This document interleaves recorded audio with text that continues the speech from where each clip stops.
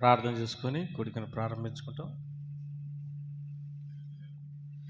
ప్రేమగల తండ్రి, దయగల ప్రభా, ఘనమైన దేవ, శక్తి కలిగినటువంటి దేవ,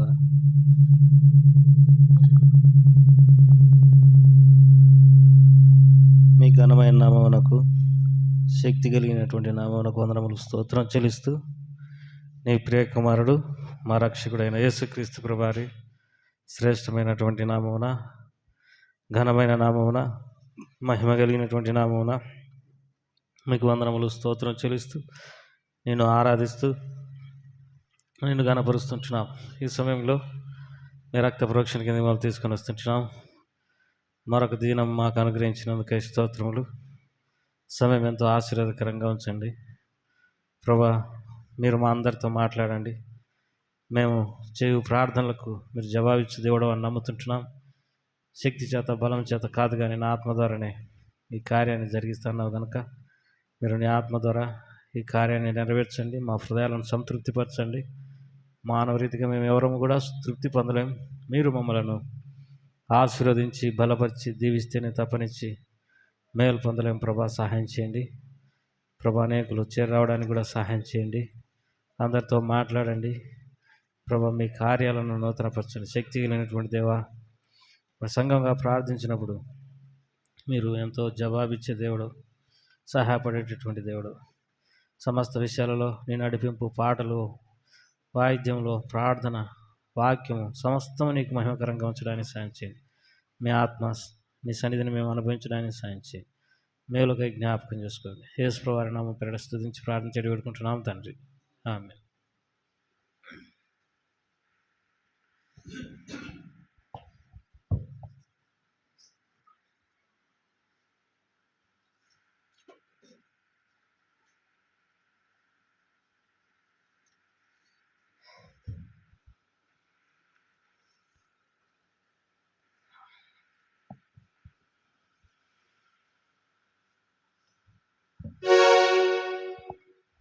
వాటి సంఖ్య 42.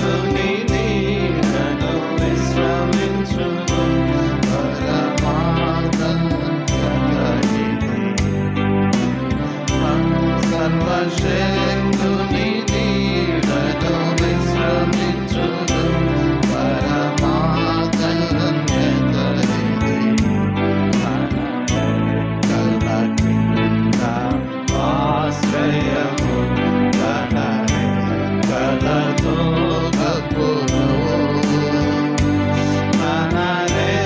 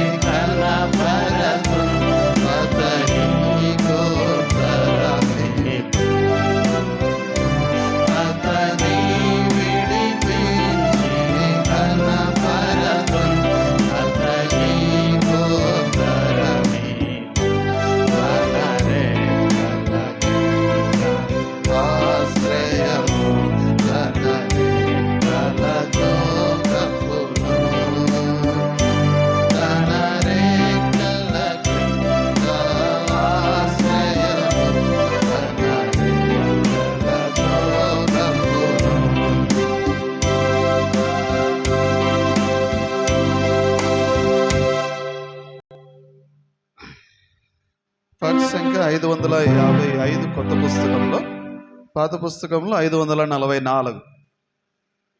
పాత పుస్తకంలో 544, కొత్త పుస్తకంలో 555.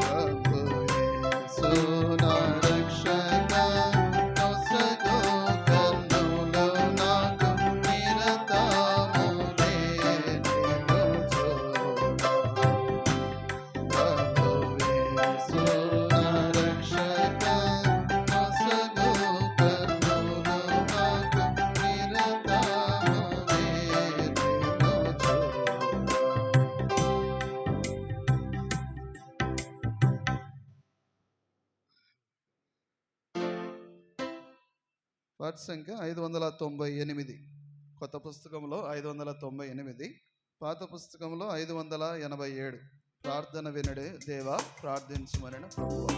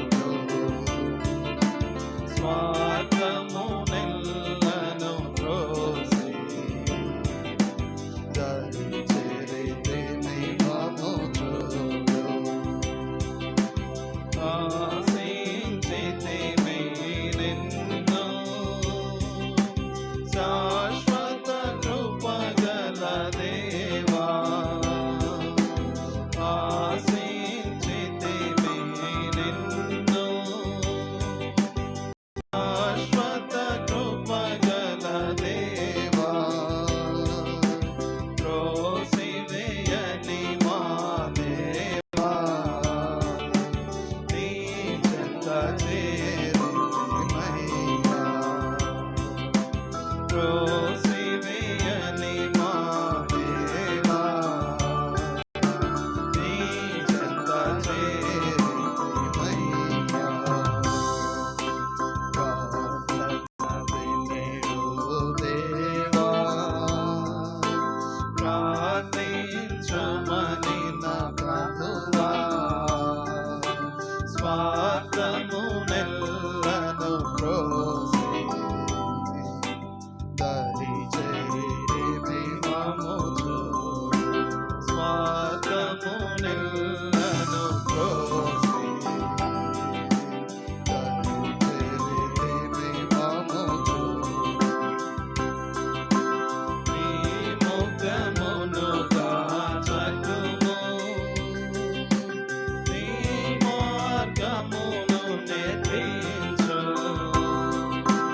నీ ముఖమును కాచకుము, నీ మార్గమును నేర్పించు. నింపుని ఆత్మను మాలో సంపూర్ణులుగా చేయమయ్యా. నింపుని ఆత్మను మాలో సంపూర్ణులుగా చేయమయ్యా. ప్రార్థన వినేడు దేవా, ప్రార్థించుమని నా ప్రభువా, స్వార్థమునెల్లను ప్రోసి దరి చేరితిమి మము చూడు. స్వార్థమునెల్లను ప్రోసి దరి చేరితిమి మము చూడు.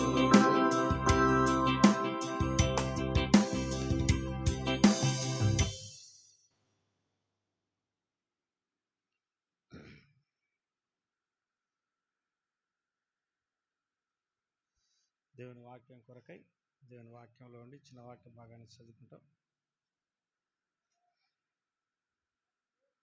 దేవుని వాక్యంలో ఉండి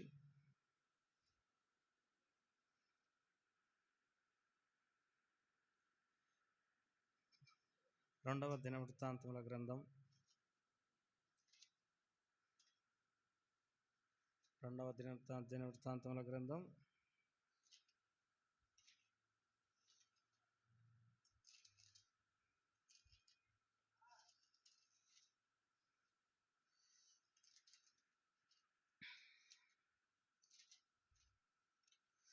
దేవుని వాక్యంలో ఉండి ఒక వాక్య భాగాన్ని ప్రార్థన కొరకై చదువుకుంటాం.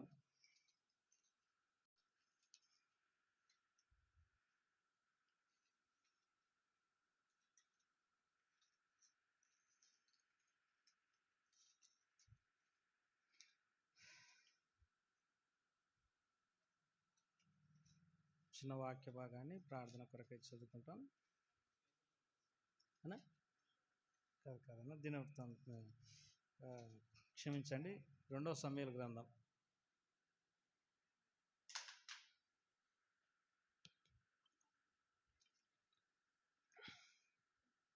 1 నుండి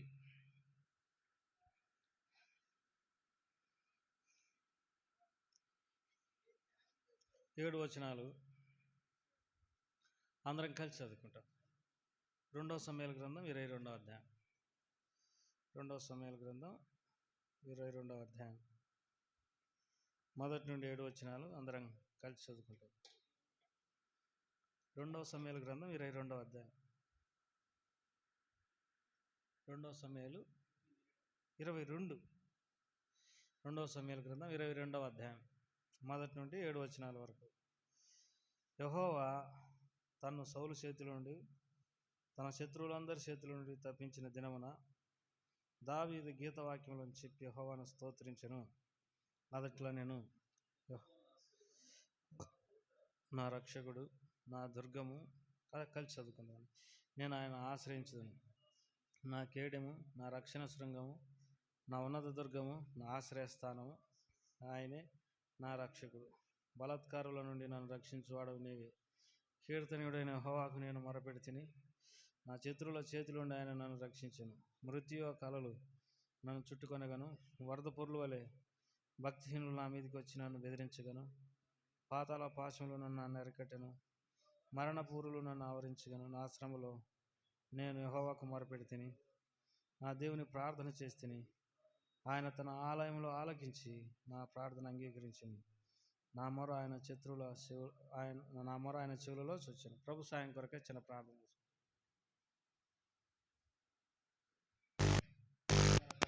దయగల ప్రభు మీకు ఎంతో నాలుగు స్తోత్రములు సమయంలో స్తుతిస్తూ ఆరాధిస్తున్నాం. ప్రార్థన వినేది దేవ, ప్రార్థించమని చెప్పినటువంటి దేవ, ప్రార్థనకై సంఘ ప్రార్థనకై మేమందరము చేరి రావడానికి మరి మేము సహాయపడుతున్నందుకై స్తోత్రములు. నీ వాక్యాన్ని మాకు అనుగ్రహించండి. మా అందరితో మీరు మాట్లాడండి. మీ రక్త ప్రోక్షణ మా మీద ఉంచండి. మా ప్రార్థనలకు జవాబు దయచేయండి ప్రభా. సమయం ఎంతో దీవెనకరంగా ఉంచండి. శత్రు కార్యములన్నింటినీ లయించేయండి. యేసు ప్రభువు వారి నామం పేడ స్తుతించి ప్రార్థించి వేడుకుంటున్నాం తండ్రి. ఆమేన్.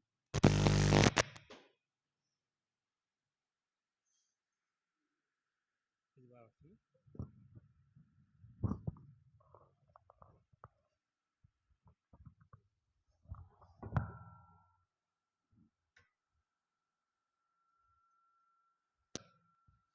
చదువుకున్న ఈ వాక్య భాగాలను ప్రభువారు మన కొరకై దీవించి ఆశీర్వదించారు.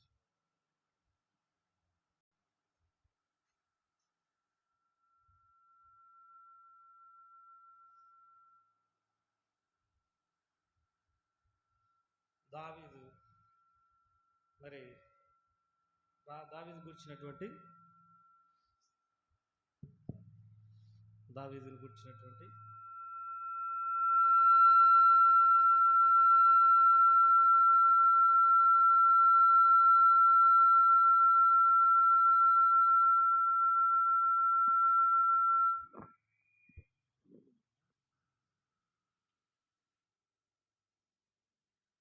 గురించినటువంటి సందర్భం. ఇది దావీదును గురించినటువంటి సందర్భం. 2వ సమూయేలు గ్రంథం 22వ అధ్యాయం. 2వ సమూయేలు గ్రంథం 22వ అధ్యాయం మొదటి 7 వచనాలు. యెహోవా తన సౌలు చేతిలో నుండి తన శత్రువులందరి చేతిలో నుండి తప్పించిన దినమున దావీదు ఈ గీత వాక్యం చెప్పి యెహోవాను స్తోత్రించెను. దావీదుకు శత్రువులు మరి ఎవరెవరనంటే సౌలు ఒక శత్రువు. తర్వాత తనకు శత్రువులు చాలామంది ఉన్నారు. వారందరి చేతిలో నుండి దేవుడు సౌలును తప్పించినాడు. సౌలు శత్రువులు ఎవరనంటే దావీదుకు శత్రువులు ఎవరనంటే సౌలు ఒకడు. ఎవరెవరు శత్రువులో దేవుని వాక్యంలో ఉండి మనము మరి ధ్యానం చేద్దాం. సౌలు శత్రువులు నాకు తెలిసి అంటే తన మీద ప్రేమ చూపించకపోవడం కూడా నేను అనుకుంటా అది శత్రుత్వంతో సమానమే. మొదటిగా ఎవరనంటే మొదటి సమూయేలు గ్రంథంలో ఆ మాట చదువుకుంటాము. 16వ అధ్యాయం మొదటి వచనం నుండి. అంతటా యెహోవా సమూయేలుతో ఇలాగ సెలవిచ్చెను. ఇశ్రాయేలుల మీద రాజుగా ఉండకుండా నేను విసర్జించిన సౌలును గురించి నువ్వెంతకాలము దుఃఖింతువు? నీ కొమ్మును తైలంతో నింపుము. బెత్లెహేమీయుడైన యెస్సై యొద్దకు నిన్ను పంపుచున్నాను. అతని కుమారులలో ఒకని నేను రాజుగా నియమించుదును. బెత్లెహేమునకు పంపుచున్నాను యెస్సై దగ్గరికి.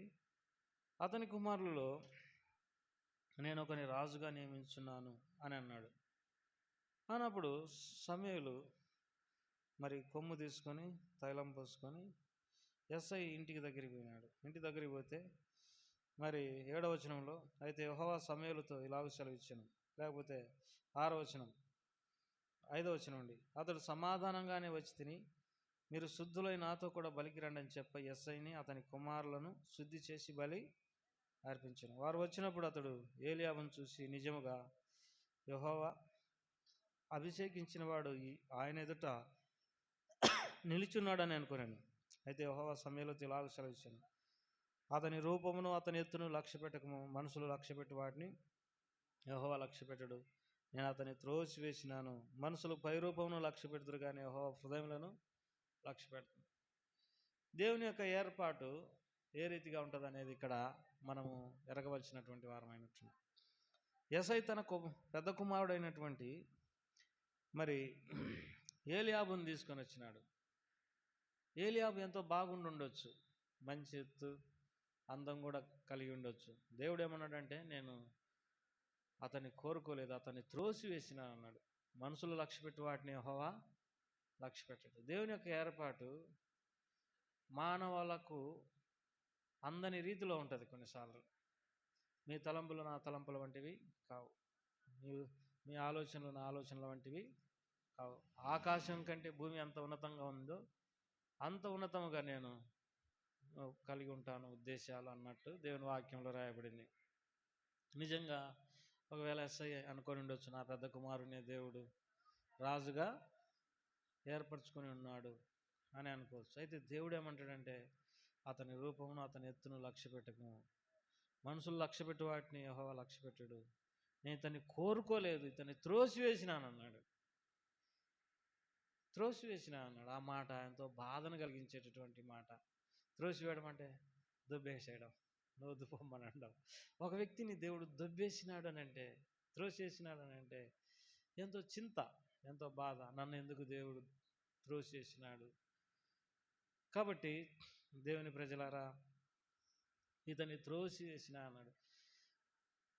దేవుని వాక్యంలో ఒక మాట ఉంది, ఆయన ఏర్పరచుకొని చేర్చుకునేవాడు ధన్యుడు. ఆయన ఏర్పరచుకొని చేర్చుకునేవాడు ధన్యుడు.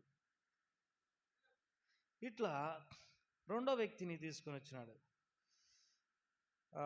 మొదటి వ్యక్తి ఏలియాబు, రెండో వ్యక్తి 8 వచ్చిన యేసయ్య అబీనాదాబును పిలిచి సమూయేలు ఎదుటికి అతన్ని రప్పింపగా అతడు, యెహోవా ఇతన్ని కోరుకొనలేదా నేను. అప్పుడు యేసై షమ్మాను పిలువగా అతడు, యెహోవా ఇతన్ని కోరుకొనలేదా నేను. యేసై తన 7 కుమారులను సమూయేలు ఎదుటికి పిలువగా సమూయేలు, యెహోవా వీరిని కోరుకొనలేదని చెప్పి, నీ కుమారులందరూ ఇక్కడ ఉన్నారా అని యేసైని అడగగా అతడు, ఇంకను కడసరివాడున్నాడు, అయితే వాడు గొర్రెలను కాయుచున్నాడని చెప్పిన. అందుకు సమూయేలు, నీవు వాని పిలువనంపింపము, అతడిక్కడికి వచ్చు వరకు మనం కూర్చుందుమని యేసైతో చెప్పగా అతడు వాని పిలువనంపించి లోపలికి తోడుకొని వచ్చెను. అతడు ఎర్రని వాడును, చక్కని నేత్రములు గలవాడును, చూచుటకు సుందరమైన వాడునయుండెను. అతడు రాగానే, నేను కోరుకున్నవాడు ఇతడే, నీవు లేచి వాడిని అభిషేకించమని యెహోవా సెలవీయగా సమూయేలు తైల కొమ్మును తీసి వాని సహోదరులు ఎదుట వానికి అభిషేకం చేసిన నాటి నుండి యెహోవా ఆత్మ దావీదు మీదకి బలముగా వచ్చెను. తర్వాత సమూయేలు లేచి రామాకి వెళ్ళిపోయాను. కాబట్టి దేవుని వాక్యంలో దావీదు దేవుని ఏర్పాటులో ఉన్నాడు. దేవుని ఏర్పాటులో ఉండడం ఎంత ఆశీర్వాదం, ఎంత ధన్యత. 7 మంది దేవుని ఏర్పాటులో లేరు. కడసరివాడు గొర్రెలు కాసుకుంటా ఉన్నాడు. అయితే అతడు వచ్చినంత వరకు మనం ఇక్కడనే ఉందామని సమూయేలు యేసయ్యతో అన్నాడు. ఎవరో చరిత్రకారులు ఈ రీతిగా మాట్లాడుతూ వచ్చినారు. దావీదు రెండో భార్య కుమారుడంట, అన్యురాలి కుమారుడంట. అయితే ఒక సభ ఉంది యూదులకు. ఆ సభలో సభ్యునిగా ఉండాలంటే అన్యురాలిని చేసుకోకూడదు, పెళ్ళి అన్యురాలిని చేసుకొనకూడదు. ఇప్పుడు ఈ అన్యురాలైనటువంటి స్త్రీని మరి అతనికి పుట్టినటువంటి దావీదును వాళ్ళు ఏం చేసినారు? త్రోసివేసినారు. అన్యురాలికి పుట్టినటువంటి దావీదును వాళ్ళ అమ్మను ఏం చేసినారు? త్రోసివేసేసినారు. త్రోసివేయబడినటువంటి వాడు. అందుకే దేవుని వాక్యంలో, లోకంలో జ్ఞానులను సిగ్గుపరచుటకై వెరివారిని దేవుడు ఏర్పరచుకున్నాడు, బలహీనులను ఏర్పరచుకున్నాడు, తృణీకరింపబడినటువంటి వారిని ఏర్పరచుకున్నాడు. దేవుడు బలహీనులైనటువంటి వారిని, వెరివారిని, జ్ఞానం లేనటువంటి వారిని దేవుడు ఏర్పరచుకున్నాడు. దేవుని వాక్యంలో మనుషుల దృష్టికి ఘనముగా ఎంచబడినది దేవుని దృష్టికి ఘనహీనంగా ఎంచబడుతుంది అని రాయబడింది. అందుకే మనుషులు మిమ్మల్ని కొనియాడినప్పుడు మీకు శ్రమ అని ఉంది. ఎక్కడో పనికి మాలినటువంటి వారమైన మనలను దేవుడు ఏర్పరచుకుంటాడు, లేకుంటే అట్లా ఉన్నటువంటి మనల్ని ఏర్పరచుకున్నాడు అనేది వాస్తవం. ఎందుకంటే మొదటి సమూయేలు గ్రంథంలో మనం ఈ మాట చదువుకుంటాం 2వ అధ్యాయంలో. మొదటి సమూయేలు గ్రంథం 2వ అధ్యాయం 7వ వచనం 8వ వచనం. యెహోవా దారిద్ర్యమును ఐశ్వర్యమును కలగజేవాడు, కృంగజేవాడు లేవనెత్తువాడు ఆయన. దరిద్రులను అధికారులతో కూర్చుండబెట్టుటకును, మహిమగల సింహాసనమును స్వతంత్రింపజేయుటకును వారిని మట్టిలో నుండి ఎత్తువాడు ఆయన. లేమిగల వారిని పెంట కుప్పల మీద నుండి లేవనెత్తువాడు ఆయన. దేవుడు బలహీనులైనటువంటి వారిని, పెంట కుప్పల మీద ఉన్నటువంటి వారిని లేవనెత్తేటటువంటి వాడు. లూకాసు వార్తలో కూడా ఇంకొక వాక్యాన్ని మనం చదువుకుంటాం. లూకాసు వార్తలో ఈ మాట చదువుకుంటాం. లూకాసు వార్త మొదటి అధ్యాయం. లూకాసు వార్త మొదటి అధ్యాయం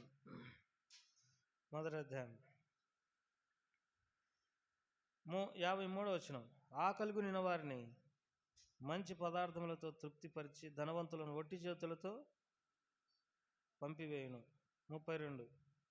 సింహాసనముల నుండి బలవంతులను పడదోసి దీనులను ఎక్కించును. దేవుడు ఏం చేస్తాడు? బలవంతులను తోసేస్తాడు, దీనులను ఎక్కిస్తాడు.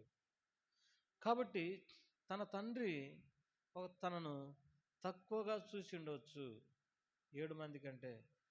అయితే దేవుడు మాత్రం మరి ఆయన దావీదును ఘనంగా ఎంచినాడు.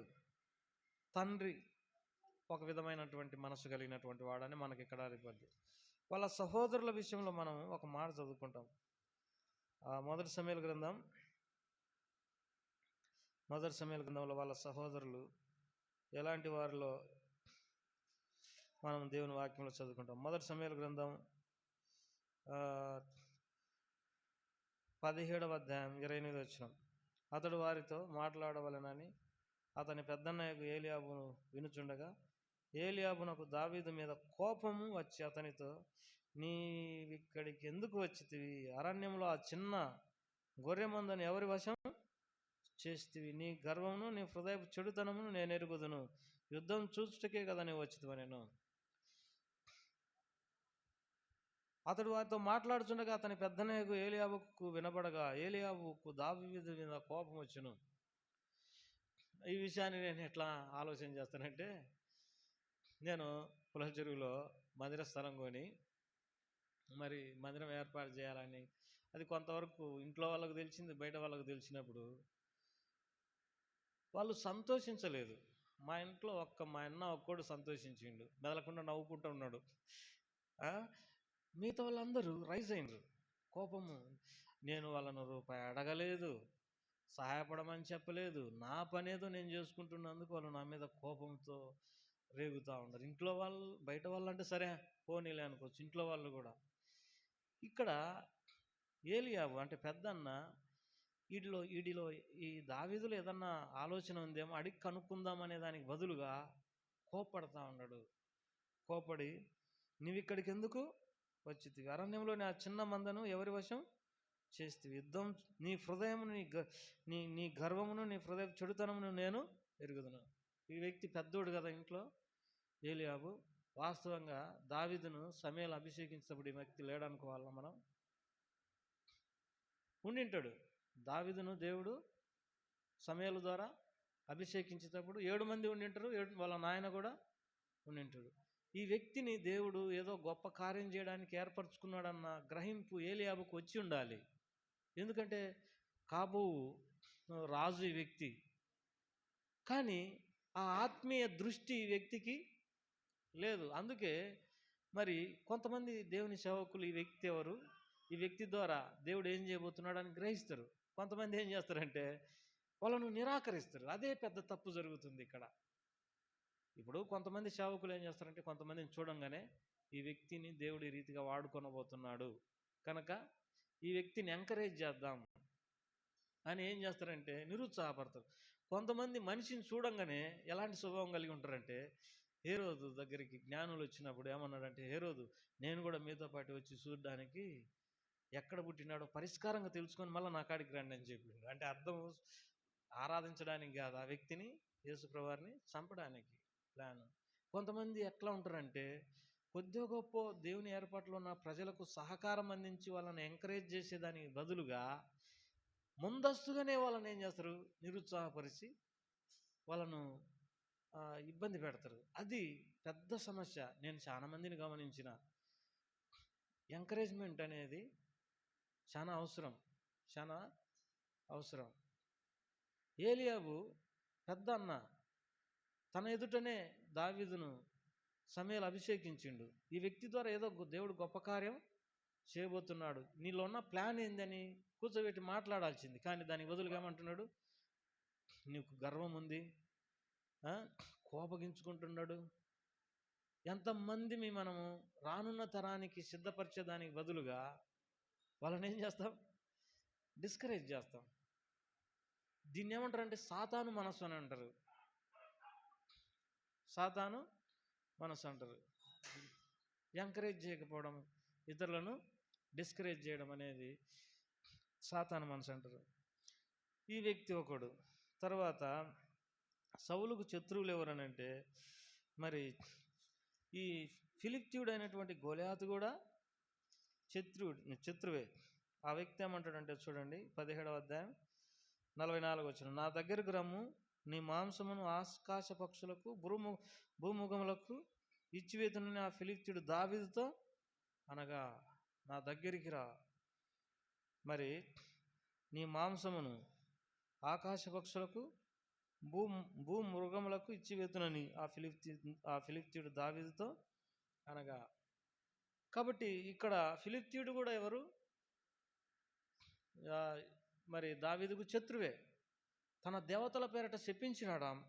చూడండి, అదే పై వచనంలో 43వ వచనంలో మధ్య భాగంలో, నేను కుక్కన అని దావీదుతో చెప్పి దేవతల పేరట దావీదును శపించను. ఒక చిన్న వ్యక్తిని శపించి అతని మాంసాన్ని పక్షులకు భూజంతువులకు వేస్తానంటున్నాడు.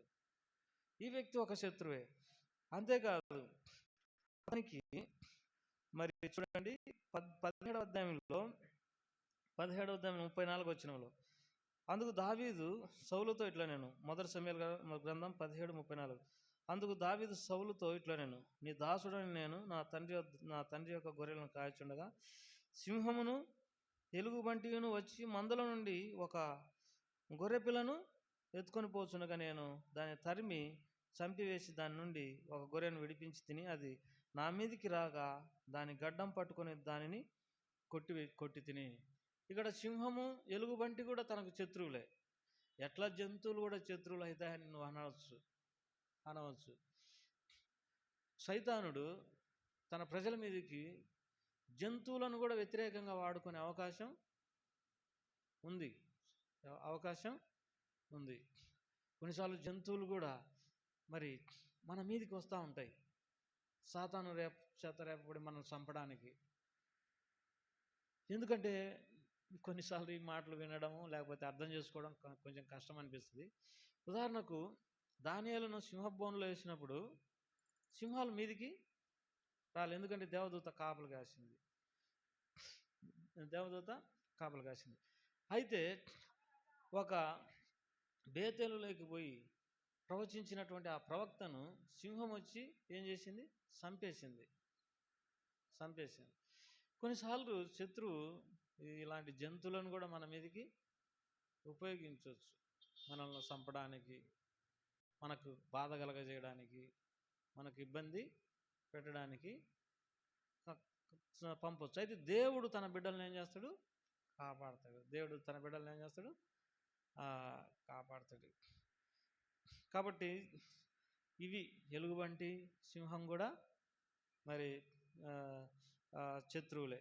తర్వాత తనకెవరు శత్రువులు అంటే 18వ అధ్యాయంలో మాట చూసుకుందాం, 7వ వచనం, ఆ స్త్రీలు గాన ప్రతిగానములు చేయొచ్చు. మొదటి సమూయేలు గ్రంథం 18:7లో సౌలు 1000 కొలది, దావీదు 10,000 కొలది శత్రువులను హతం చేసిరి. ఆ మాటలు సౌలునకు ఇంపుగా నుండినందున అతడు బహు కోపం తెచ్చుకొని, వారు దావీదునకు 10,000 కొలది అనియు నాకు వేల కొలదని స్తుతులు పాడిరే, రాజ్యం తప్ప మరి ఏమి అతడు తీసుకొనగలడు అనుకున్నాను. కాబట్టి నాటి నుండి సౌలు దావీదు మీద విషపు చూపు నిలిపాను. ఇప్పుడు ఈ వ్యక్తి రాజు సౌలు, కానీ ఎవరి మీద విషపు చూపు నిలిపినాడు? దావీదు మీద. దావీదు ఎంతో బలహీనమైనటువంటి వ్యక్తి, చిన్నవాడు. రాజు దలుచుకుంటే దావీదు ఎంతటి వాడు.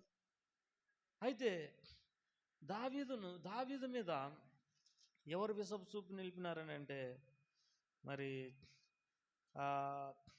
రాజు విషపు చూపు నిలిపినాడు.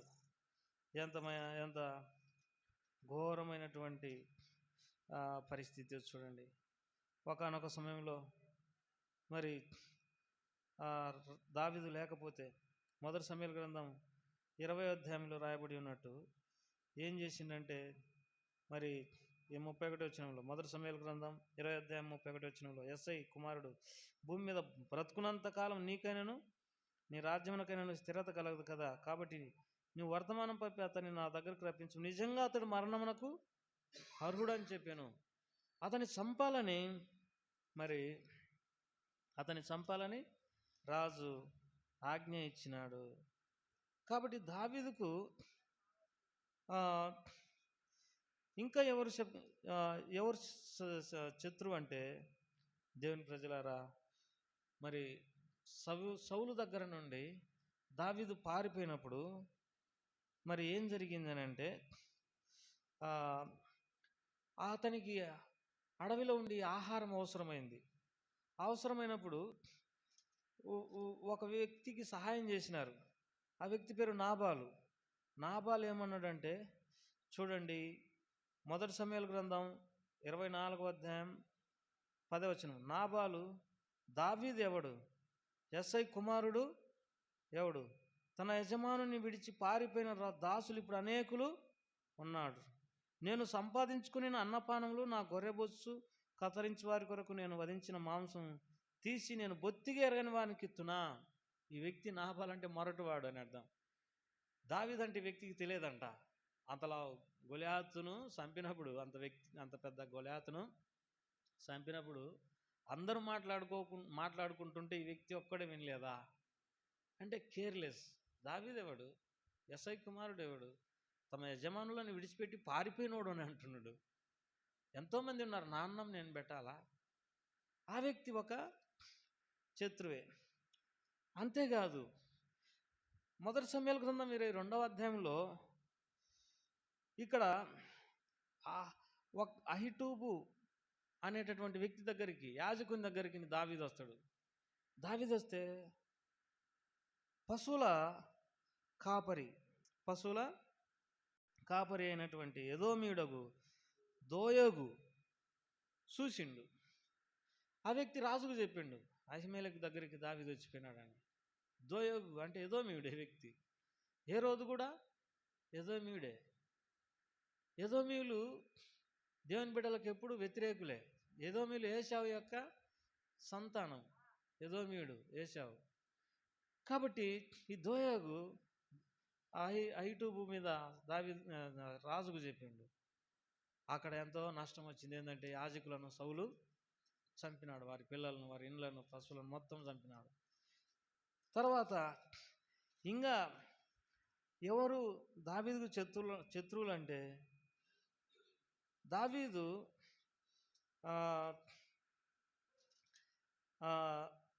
అబ్షలోము ఎదుట నుండి పారిపోయినప్పుడు అహీతోపేలు మరి దావీదుకు నష్టం కలగజేయాలని అబ్షలోముకు ఆలోచన చెప్పినాడు. ఆ వ్యక్తి ఒక శత్రువు. షిమి అనేటటువంటి వాడు కూడా ఒక శత్రువు.